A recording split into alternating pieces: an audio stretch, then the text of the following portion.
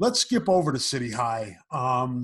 Got the win, 41-16 this past Friday against visiting Ottumwa at Bates Field. Do you feel like you learned anything about City High in this game?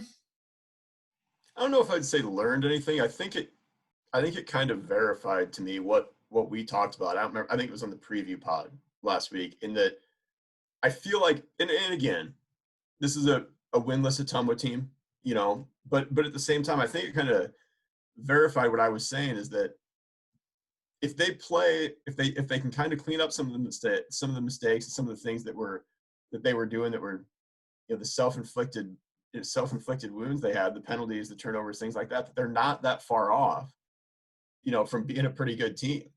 And I really believe that. I really thought they were much better than, like we said, it's 1-3, lost 3 in a row, et cetera.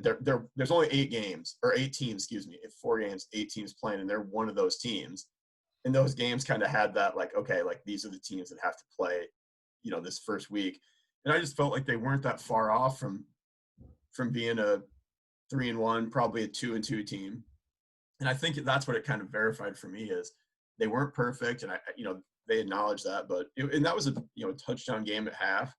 And I was sitting at you at Clear Creek, and I'm kind of like, here you go. You let them hang around, and you're just like last week. And again, you're up 10 points at halftime last week, and you have a pick six, and all of a sudden it's a different game.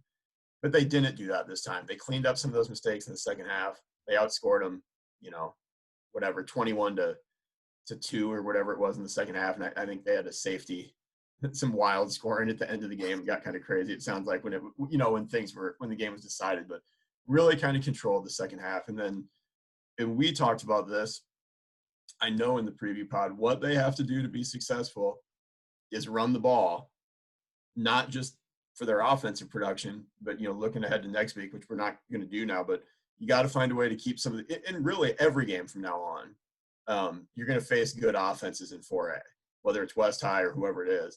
You got to find a way, if you're City High and you have as many guys playing both ways as they do, you got to find a way to keep some of those offenses off the field. And I think they did a good job of that this week. They ran it for over 300 yards, averaged over 6 yards a carry. That's kind of what they have to do. Rafe Hamilton had almost 100 yards rushing. He's got to be that guy between the tackles. So I think it was more kind of a game for them where exactly what they needed. We talked about it a little bit. That game, I feel like, was all about them. Not who they were playing, nothing like that. Just if they could clean stuff up, if they could be a little bit cleaner and just make fewer mistakes, they'd be fine. And you get a win and you feel good enough about yourself that you give yourselves a chance this week. And that's kind of what it told. That's kind of what I took away from it. I haven't seen them this year, but I did last year. And it sounds like Hamilton's kind of like Nate Stanley light, where he just big quarterback and just takes the ball and, as you said, just jams it up between the tackles and, carries the pile with him for yardage. He's going to go play Division II football in the Northern Sun, which is a really good league at the University of Marion. I think they're getting a really good – I think I could see him playing 2 or 3 different positions in college, and I was What's talking his size, Ryan? He's like 6'4", 230. That's a big. And he's 6'3", 2. And you watch him play basketball, he moves really well.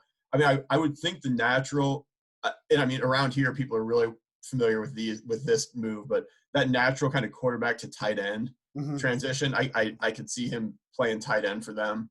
But he's a really good leader, and I like the Stanley comparison because he doesn't wow you with the way he throws the ball or whatever. But I think at this point in his career, after playing quarterback, I'm just talking about him, as a high school quarterback right now, Rafe has a really good understanding, I think, of what they're trying to do, a lot like Stanley did.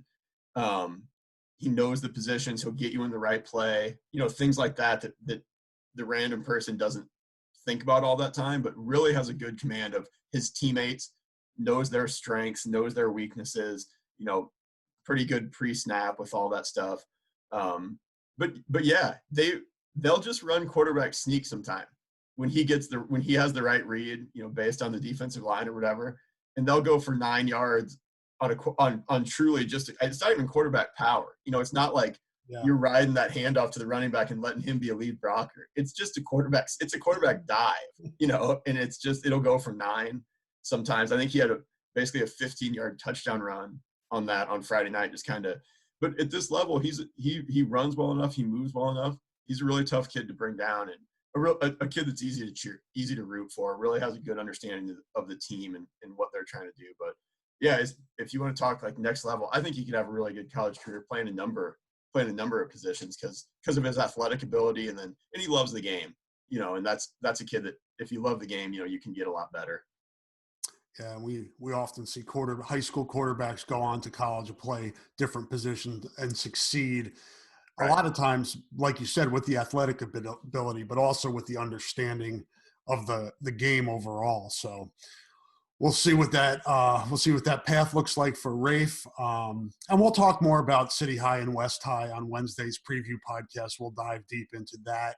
We'll see if City High gains some momentum from this. Obviously, you're not, a nice convincing win. They finished it strong in the second half, so hopefully that gives them confidence and momentum going into this West High game. And we see a tighter game than the first time around when it was 56-20 West High early in the season. So I'm excited to get into that game, just kind of the stats and look back at my notes from the first game. I always take notes, and so I'm excited to do that for Wednesday. I mean, you think 56-20, and I'm not going to predict it's going to be 56-55, but I'm kind of anxious to go back and look at, or excited to go back and look at that. And I obviously they had the kickoff return on the first play of the game, the opening kickoff that set the tone. But I'm excited to get back into that game a little bit and see what I think City High can do to be in the game in the second half.